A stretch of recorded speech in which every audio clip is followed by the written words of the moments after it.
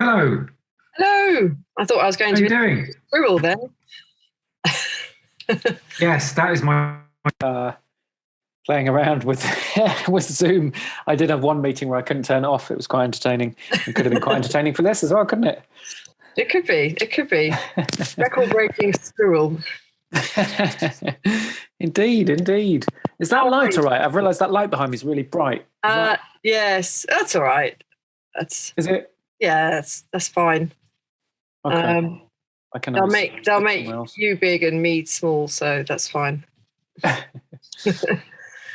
How are you? Thank you for talking to me. How are you feeling?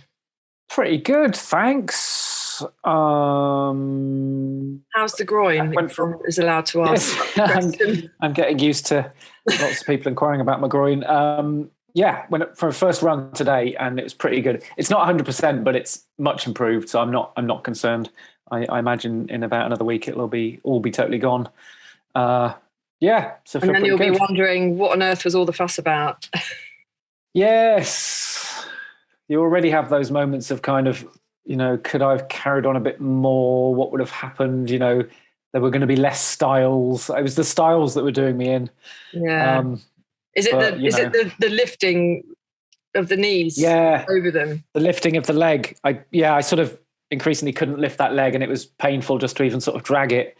And I just kind of thought, well, if there was 10 miles left, Yes. yeah, probably stick with it. But they were over 50 and about 24 hours. So it was like this, and I could, really do myself some damage, I suppose. So, Yeah. No, and it was a definitely. surprisingly lumpy. I don't know how much detail people want, but surprisingly, the medics sort of couldn't rule out a hernia afterwards because there was a bit of a lump there, and they were a little bit unsure. So it was, I think it was Okay. Yeah. No.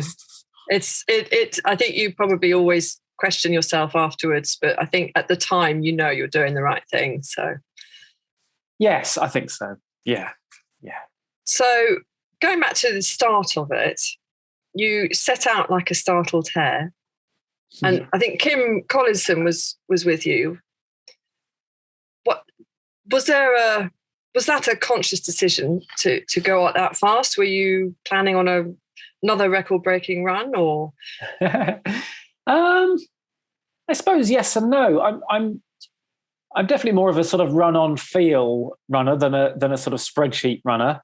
I was coming into the race hoping to give my, I suppose to have my best possible performance, which hopefully would have an outcome of I suppose of winning.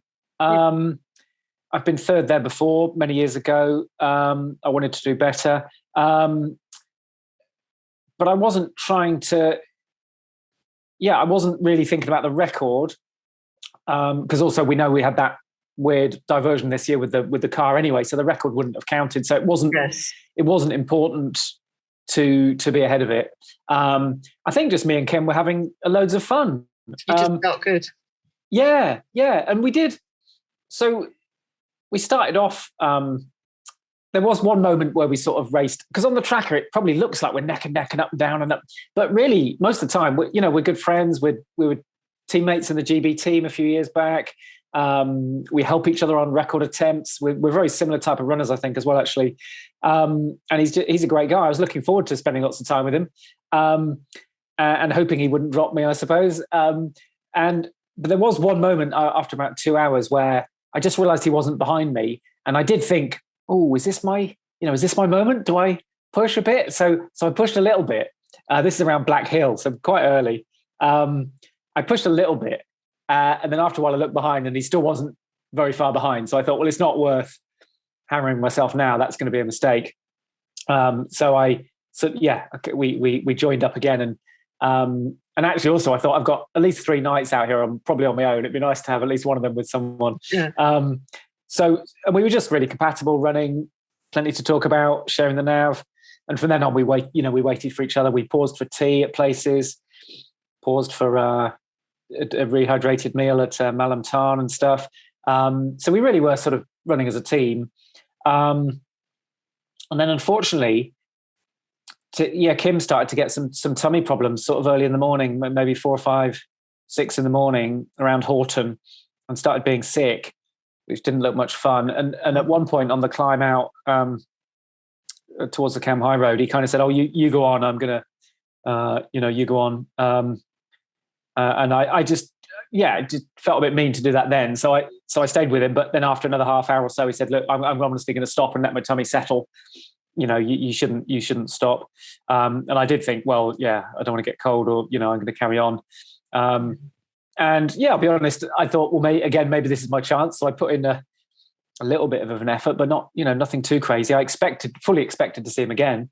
Not least, we weren't far from the horse checkpoint anyway, so the chances of him catching me there while I was still there were quite high.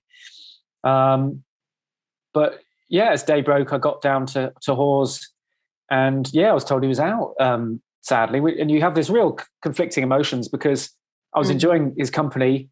I also want him to do very well. If I didn't win, I'd want him to win, and so on. So you feel really bad for them. At the same time, there's an opportunity has come for you, and ultimately it is just kind of just a game. It's not like anyone's properly hurt or anything in that scenario. So conflicting emotions. But I felt sad for him, because, well, I don't know if he's coming back next year, but I'm sure he could have a very strong run there. So yeah. And did you know how far ahead you were from everyone else at that stage? I guess we would see quite a few supporters out in the night, just people randomly coming out, and they would often say, "Oh," I was definitely told we were a couple of hours ahead of the record. We were told that a couple of times, and I must admit, I did have Jasmine Paris's splits on my Garmin Fenix, but they weren't to try and race against. They were just as a very rough guide. Like, I'm 2 hours behind the record. That would have been fine. Like, it was just a rough guide. Yeah. But yes, and Kim seemed to have some knowledge of that too. So we knew we were a couple of hours ahead of it at some time. But I think when Jasmine ran, I think they had bad weather early on anyway. So I think it was a bit of a slower start, if I remember.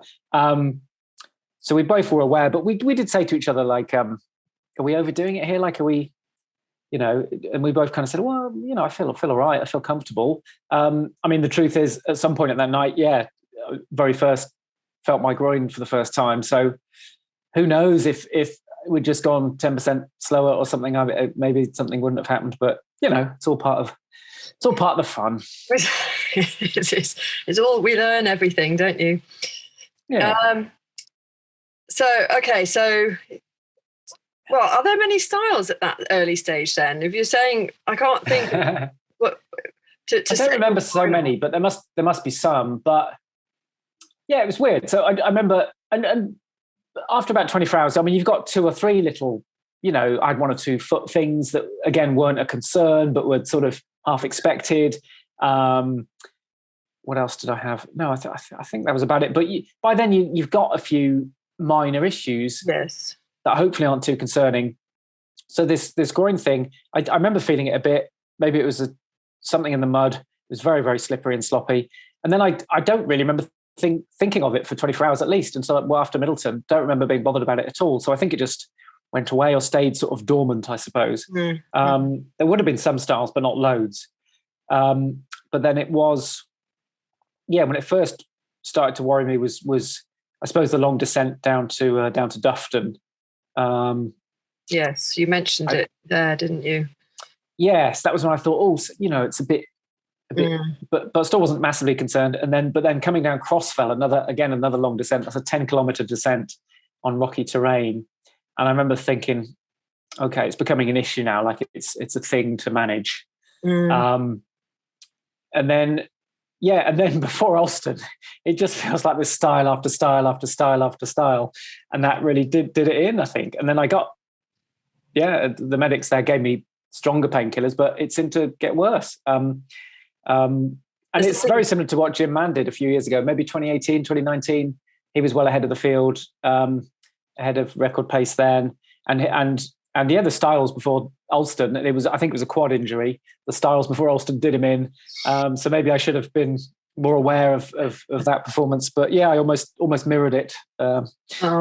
Styles are a killer, aren't they? I wish they went out of style, etc. Yes. So do you think? Will you come back to do the race? Will you come back to do the Pennine Way? Are you sick of it now? You had enough? You want to see it again? I must admit, yes, my mind has changed. While I was on it, I was like, yeah, I was cursing it at times. It was just so sloppy underfoot. I mean, yeah, you were there. The weather was actually, for us, was actually really good. It doesn't often get that good. I had the best ever weather I've seen on Crossfell. I've been up there 6 or 7 times. That was the best. In fact, going up Crossfell, the sun was coming up. And yeah, over the top, it was beautiful, absolutely gorgeous. One of my most memorable moments on the Pennine Way, actually, until my groin started kicking in. But yeah, there were moments, it was just so sloppy and slippy, more than I remember before. And there were just sometimes fields that were just waterlogged, the whole field waterlogged. And it just, yeah, that did me in a bit. Miserable, isn't it? Yeah, it can be. But that's part of the character of the Pennine Way, that it's not kind to you. You know, it's bleak and grueling, and it makes the special moments all the more special, you know, reaching High Cup and stuff, although for the first time I didn't actually see that one. But yeah, there were moments where I went off it, but almost instantly afterwards I was like, I've got to come back next year. So I'm very keen to come back to the Spine Race next year. Honestly, I know people have been so kind. I've had so many messages from people saying you must be gutted, etc. Honestly, I feel much more positive than negative. I just had a brilliant time, and it you know, it's not healthy to get too obsessed with the outcome. I think, you know, I had nearly 3 days of very enjoyable running, so many interactions with people, you know, yourself included, just wonderful people on the race and wonderful supporters who come out and join in, and that's really touching when people are in the dark and in the moor, the middle of nowhere, ringing a bell, offering you some Haribo. Amazing, isn't it? Yeah, it's there's no race quite like it. You know, UTMB, for example, you get great support on it, but it's not quite like the Spine. It's not as remote and miserable. And UTMB, they're in pretty places, you know, and it's summer. So that was just a wonderful reminder. I already knew that, but it seemed even more special than before. So yeah, it really made, and then the other thing was, I suppose, from a performance level, I didn't imagine that I would feel that good for that long. Yeah. So that was really encouraging. And there's not a good reason why I couldn't hopefully come back and feel that good again. So yeah, at least 2 very strong reasons. Yeah, I'm really keen to come back. Yes. And the record, I'm not sure if I dare suggest the letters. I'm going to say the record, otherwise I'll be slammed on social media. The record. You mean the overall summary thing? The overall that tea dodging rascal stole from me last year. I haven't rolled it out. Fair enough. Leave it at that. What about let's talk gear? We all love having a kit chat. You seemed really comfortable when you came into Dufton. When I saw you, you were not only lucid, but you were walking freely and you were talking freely, and you looked warm and dry. And how was your gear? What worked and did anything not work? And can you, even at this stage, learn any lessons to take forward to next time? Yeah, I mean, lots of things. Most things worked. Where do I start? I suppose. I did. I suppose to start on something that didn't quite work, actually. Yeah, obviously, yeah. My sponsors Innovate. Very lucky to get kit from them. And actually, I started in the Cross-Talon Ultras, which have been fantastic for me. But they've brought a slightly newer version. And with my waterproof socks on, I think it wasn't. Yeah, I was getting a slight discomfort in the feet after sort of 24 hours. So I did swap out of them into the Rock Lights, which were half a size bigger, and I was just more comfortable. But those shoes have been brilliant for me elsewhere, but for some reason they weren't that good on that time for me. But the Rock Lights are fantastic from there. I had no problems. I do love the ProTech Shell jacket, which is just, what I love is just the amount of protection you get around the head and neck, and you really feel sort of cocooned in there and protected and safe. And under that, almost the whole time, I only had like a light, breathable, almost summery, a long sleeve, but like a breathable base layer actually most of the time, except going up Crossfell. So that was the amount of warmth it sort of creates. And then I had the Adventure Light 15 pack, which was really good. I could get all my kit in there. Yeah, I mean, I've done the race twice before. I'm lucky to get access to good kit. Another couple of things were, my Garmin watch was really good. There's good mapping. And you could, check the record that you shouldn't be too far ahead of on the watch. What's the battery like on that? Which one have you got again? I've got the Phoenix 6. So I could run. I did start to recharge it, but I could run. I was looking at the map on the screen almost the whole time, and doing all my nav from there. I know people sort of joke I should know it by now, but it does look different in the dark sometimes. and I'm a bit, I'm a bit of a daydreamer too. So how many hours? I couldn't tell you how many hours, but I did start to recharge it. Maybe from maybe it's from Alston, or Middleton. But it recharged very quickly. Is that the one that has the proper maps on it, OS map? Yeah.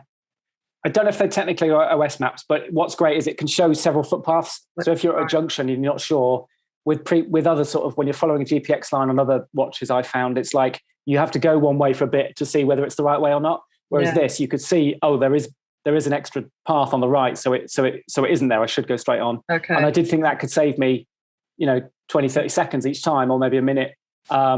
And it could show other features like edges of woodlands and stuff. So that was really helpful actually. And the amount of data you can see on there. And battery's good, but if you're looking at the map a lot, it won't last the whole race, but it recharged quickly. My Lecky poles were good. I had them out a lot more than I thought actually, just because the terrain was slippery and sloppy.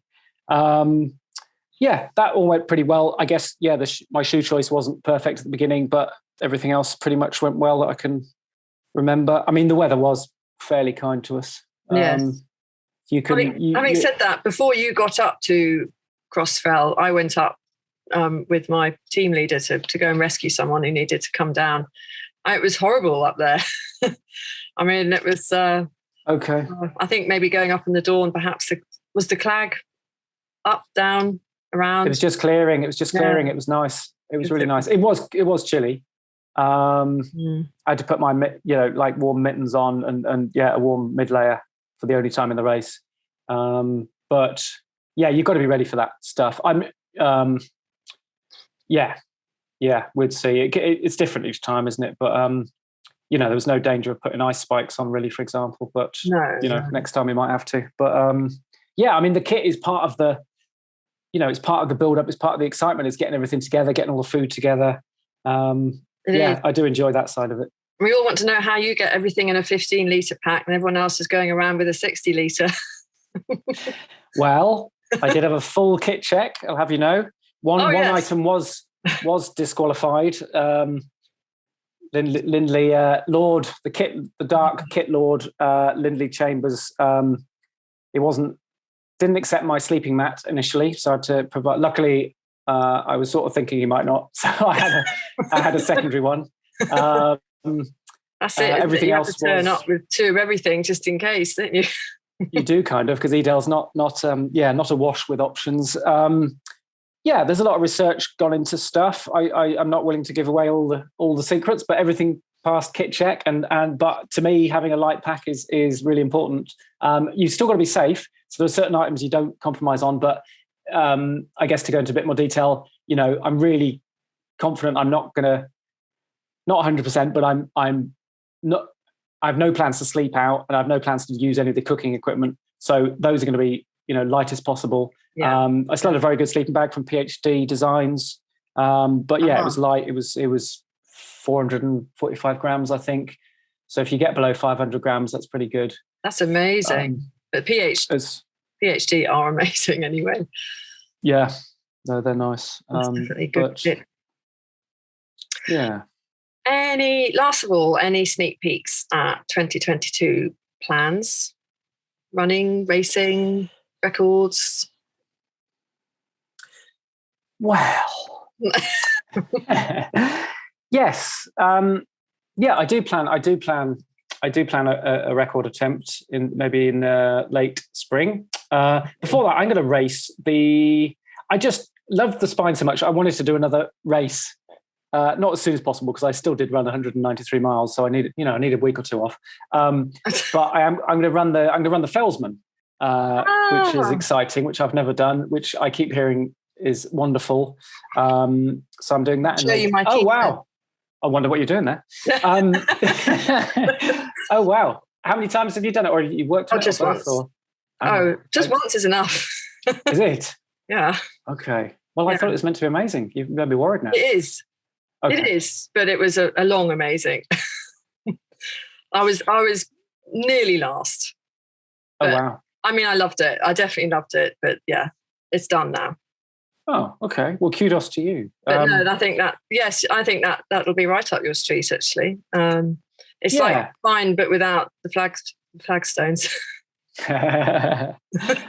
And hopefully nicer weather and less darkness, and less rigorous kit checks. No, it's not that I'm trying to treat, but less kit to carry. They'll test you on your map reading. Oh, I could just show them a watch. That'll be all right, won't it? No, they'll ask you to take a bearing with your map. Oh, there gosh. You go. I warned you. Oh dear, might be a DNS here. Yeah, no, I'm really keen to do that. That's been on the list for a while. Is that May? It's May, isn't it? Late April. Yeah, and then a record attempt that I just haven't quite finalised, so I don't want to sort of say anything yet. And then, Tour de Gion is the big one later in the year, which I've wanted to do for a long time. And I may manage to do UTS, the Ultra Trail Snowdonia. It'll depend a bit on the record attempt and how that goes and stuff like that. So, yeah, pretty busy. And then definitely the spine again. Yeah, that sounds like a splendid year ahead of you. Well, lots of ouchy fun, hopefully. Well, that's what we like doing, isn't it? It is. Well, all the best. Good luck for them. I shall look forward to following your progress.